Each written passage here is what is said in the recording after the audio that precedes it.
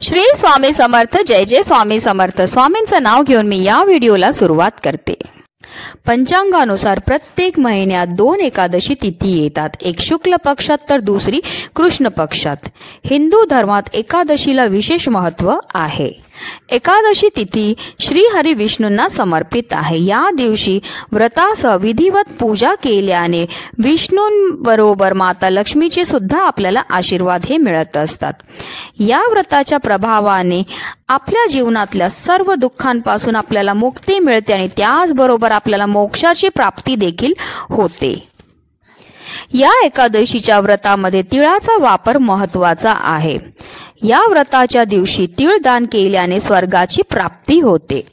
षष्टीला एकादशीच्या दिवशी आपल्याला श्री हरी विष्णूंची पूजा तर करायची, सेवा तर करायची, पण त्याचबरोबर आपल्याला काही विशेष उपाय देखील करायचे, ज्यामुळे आपल्या जीवनामध्ये असणारे सर्व संकट, सर्व विघ्नांपासून आपल्याला मुक्तताही मिळणार आहे. आणि म्हणूनच जे आहे आपल्याला आंब्यांच्या पानांचा अतिशय प्रभावी असा उपाय करायचा, ज्यामुळे रात्रीतून आपलं नशीब चमकून आपला भाग्योदय होणार आहे आणि त्याचबरोबर आयुष्यात आपल्याला धन दौलतची कमतरता पडणार नाही. अतिशय प्रभावी असा उपाय, ज्याबद्दल सविस्तर माहिती मी तुम्हाला या व्हिडिओमध्ये देणार आहे.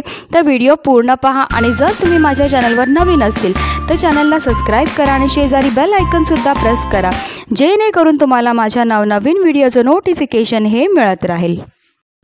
पंचांगानुसार पौष महिन्याच्या कृष्ण पक्षातील एकादशीची तिथी 5 फेब्रुवारी रोजी संध्याकाळी 5:24 प्रारंभ होईल, तर 6 फेब्रुवारी रोजी दुपारी 4:07 समाप्त होईल.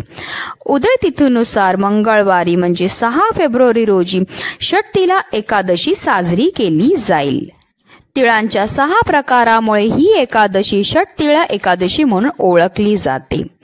पहिलं तीळ स्नान, दुसरं तीळ उठणे, तिसरं तीळ हवन, चौथे तीळ तर्पण, 5वे तीळ भोजन आणि 6वे तीळदान. हे तिळाचे 6 प्रकार आहेत. हे व्रत केल्यामुळे आपल्याकडनं कळत नकळत झालेल्या पापांपासून मुक्तता तर मिळतेच मिळते, पण त्याचबरोबर आपल्याला मोक्षाची प्राप्ती देखील होते. तर चला जाणून घेऊया षष्टीला एकादशीची पूजा विधी काय आहे. एकादशीचे व्रत विधीनुसार आपल्याला करायचे आहे.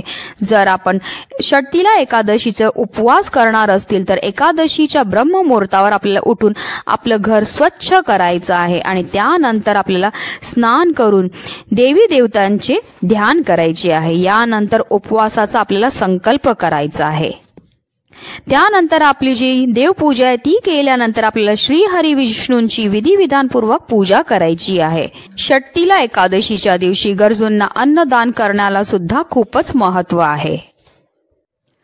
पद्मपुराणानुसार जो भक्त खऱ्या मनाने षष्टीला एकादशीचे व्रत करतो त्याला मोक्ष मिळते. सर्व समस्यापासून त्याची मुक्तता होते.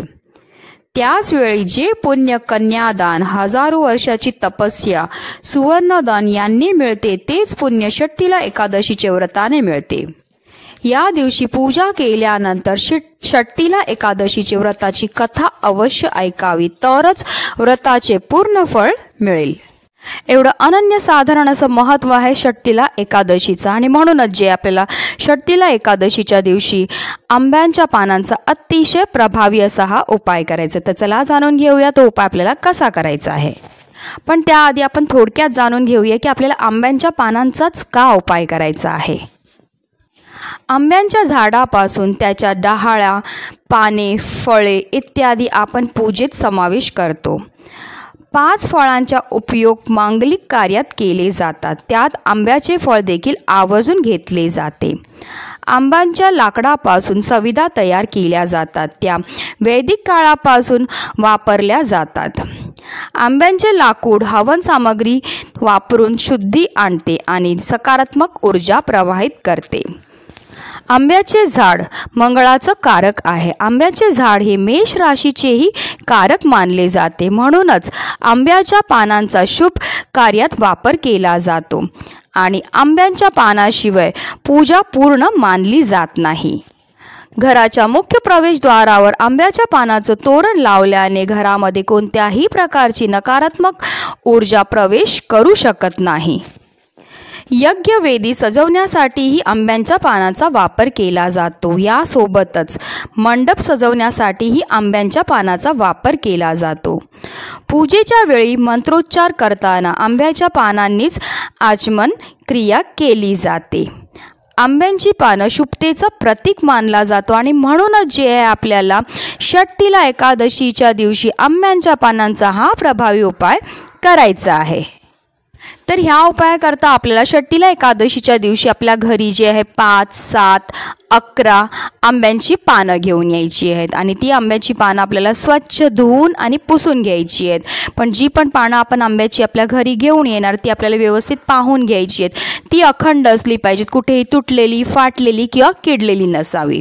तर आपल्याला 11 पानं जी आंब्याची घ्यायची आहेत आणि त्या प्रत्येक पानावर जे आपल्याला हळदीने एक टिपका लावायचा आहे. हळद लावल्यामुळे जे आहे आपला गुरुग्रह तर मजबूत होतोच होतो, पण त्याचबरोबर आपल्या जीवनामध्ये असणारे सर्व आर्थिक समस्यांपासून आपल्याला मुक्तताही मिळत असते. तर आपल्याला हा प्रत्येक पानांवर आंब्याच्या पानावर जे हळदीचा टिपका लावून घ्यायचा आणि त्यानंतर ह्या पानांपासून आपल्याला एक तोरण हे तयार करायचं आहे. आणि सकाळी उठल्यानंतर आपली स्नान झाल्यावर जे आहे आपल्याला आपला मुख्य प्रवेशद्वार जो आहे तो स्वच्छ पुसून घ्यायचा आहे आणि तो स्वच्छ पुसून घेतल्यानंतर हे आंब्याचं जे तोरण आपण तयार केलेलं आहे ते आपल्याला आपल्या मुख्य प्रवेशद्वारावर लावायचं आहे. हे तोरण आपल्या मुख्य प्रवेशद्वारावर लावल्यामुळे आपल्या घरामध्ये कोणत्याही प्रकारची नकारात्मकता किंवा नकारात्मक शक्ती प्रवेश करू शकत नाही. आणि ज्या घरामध्ये कोणत्याही प्रकारची नकारात्मकता नसते, दोष नसतात, त्याच घरामध्ये माता लक्ष्मीचं आगमन हे होत असतं. आणि ज्या घरामध्ये माता लक्ष्मीचं आगमन होतं त्या घरामध्ये कधीही कोणत्याही प्रकारचं दारिद्र्य हे राहत नाही. आणि म्हणूनच जे षष्ठीला एकादशीच्या दिवशी प्रत्येकाने हे आंब्याच्या पानांचा अतिशय प्रभावी असा हा उपाय करायचा आहे. उपाय खूप साधा आहे, सोपा आहे, पण त्याचा प्रभाव एवढा मोठा आहे की आपल्या जीवनामध्ये सुख समृद्धी नांदेल, आपल्या जीवनामध्ये धन दौलतची कधीही कमतरता होणार नाही. आणि म्हणूनच व्हिडिओ जास्तीत जास्त लोकांपर्यंत शेअर करा, जेणेकरून प्रत्येकाच्या आयुष्याचं कल्याण हो हीच मनामध्ये इच्छा. श्री स्वामी समर्थ. जय जय स्वामी समर्थ.